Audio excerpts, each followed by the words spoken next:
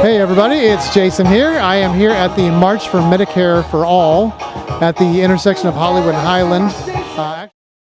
I am honored to be here with Shahid Buttar, who ran for Congress against Nancy Pelosi, a very, very devoted progressive, probably no one that you're going to meet who's more devoted and has done more work through his career and his activism in his life than Shahid.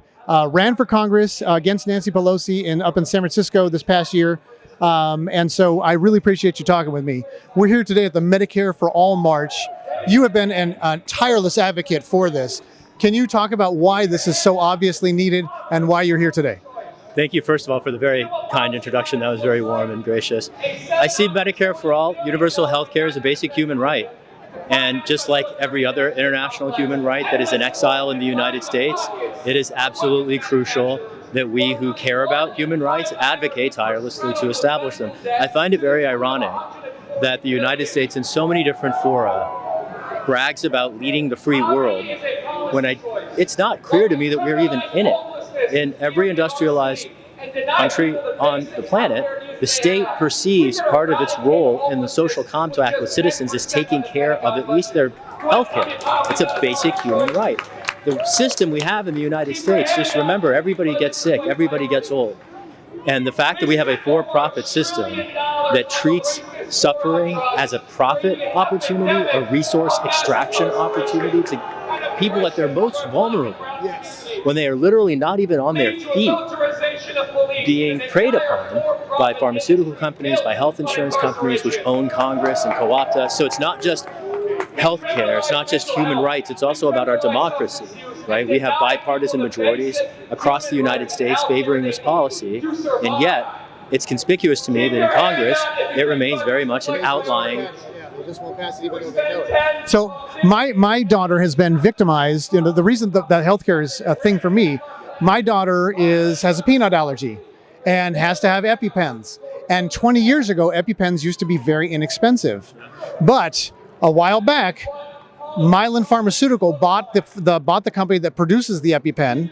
And did you know that Mylan Pharmaceutical, which has now been bought by another company, has a CEO who I think just got a golden parachute for like $35 million, named Heather Bresch. Heather Bresch is the daughter of West Virginia Senator Joe Manchin. It's amazing because she didn't have a background in healthcare, but she somehow made it to be the CEO of a pharmaceutical company. I wonder how that works, you know? And what I don't understand is why in America, every other country in the world that has basically running water and traffic lights has found a way to provide health care to all of its people. But in America, it seems like we are purposely putting profit in front of all of that, and everybody wants to do this all the politicians want to do this dance about how they're not, or how people love their insurance, which is all total horseshit in my view. And so what can we actually do? There's at least 200 million people in America who want Medicare for all today. What can those people actually do? Because the people feel powerless. The very first thing, you sort of nailed it when you talked about Manchin and his family, and the reason we're in this mess is because we have a Congress composed of millionaires and not community advocates.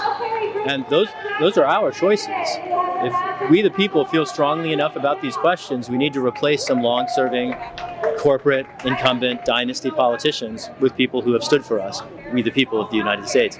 It's not, frankly, that complicated. It's a lot of work, it's a lot of phone calls, it's a lot of late nights, but the conundrum is not so complicated.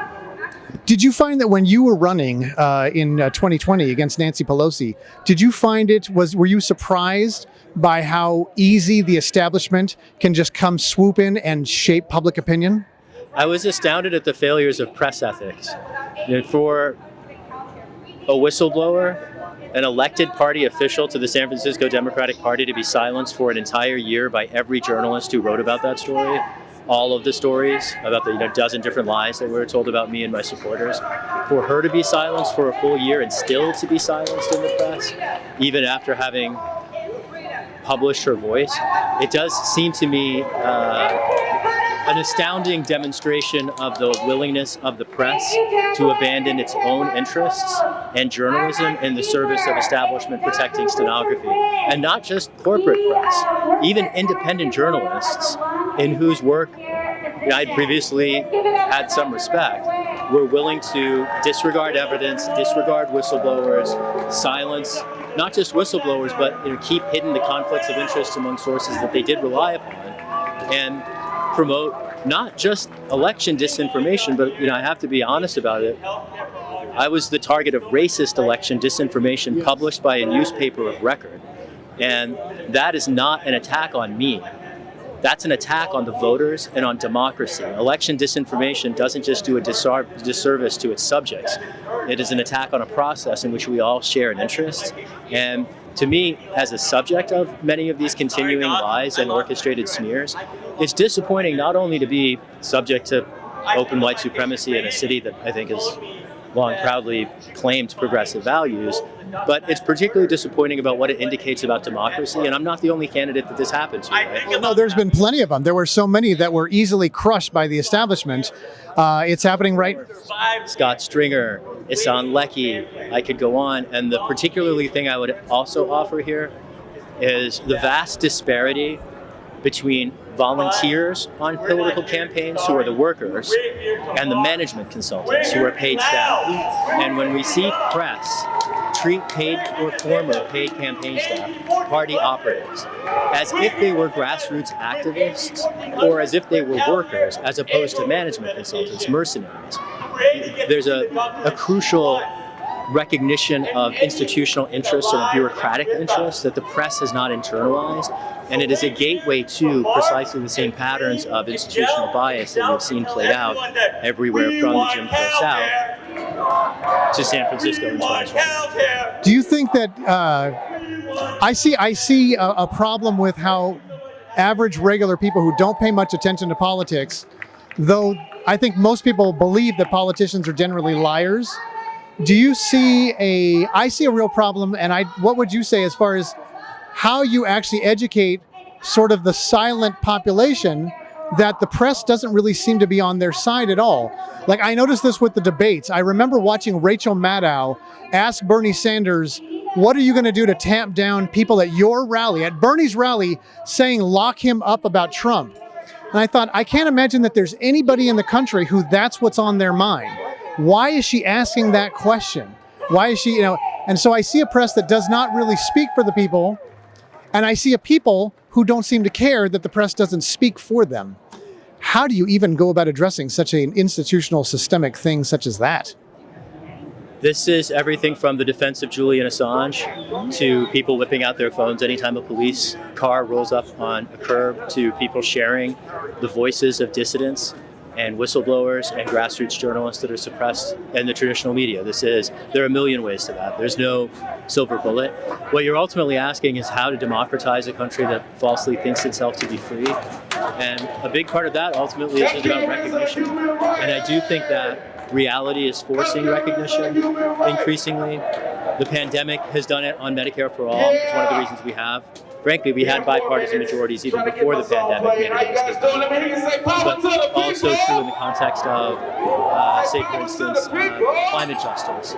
Every advancing, successive, compounding, escalating natural disaster or once-in-a-generation storm or flood or earthquake or wildfire brings home the case that our current inertia of deference to Wall Street interests is going to drive our entire species off a cliff if we're not careful. Medicare for All, I think of as, in the context of that broader global struggle against corporate capitalism, somewhat microcosmic. I think it's particularly pivotal, though, because we're talking about the citizens of the globe's most dominant empire being denied the basic rights. And when we reclaim our resources from the military-industrial complex, I would like to see us turn our empire's weight and resources and energies towards addressing the climate crisis instead of trying to extract every last drop of oil from around the world. That they could actually take $75 billion out of the $800 billion the military gets, give everybody in this country a free college education, and still have 10 times more money in the military than there is for the next 7 countries combined. It's crazy, right? It's heinous. I mean, the idea that our Defense Department has anything to do with defense is foolish, and it doesn't bear any water in the face of We're all reality. humans. The thing I would say here particularly is that it's not just the case that we have been wantonly abusing human rights and committing ecocide around the world for decades. In this context, when we think about Medicare for All, it is the military-industrial complex. It is the hole in our pocket that gives the establishment the disingenuous opportunity to claim that we can't afford to give everybody who needs medicine the medicine that they need. And it's simply not true. Vastly poorer countries do it, and it's particularly because they don't waste all their money on weapons. You have been a tireless supporter for righteous social causes, for free college for all, Medicare for all, criminal justice reform, civil rights, human rights. How can people stay in touch with you and stay attached to what you are doing in your activism? Appreciate that. You can follow me online at shahidforchange.us or shahid.fyi. I'm also on all those social media platforms at Shahid for Change, often speaking out and writing. Would invite people to check us out and jump in. With more the merrier, and this is a movement that we're building far beyond me. Thank you very much. Thank you very much, man. Thank you very much for watching.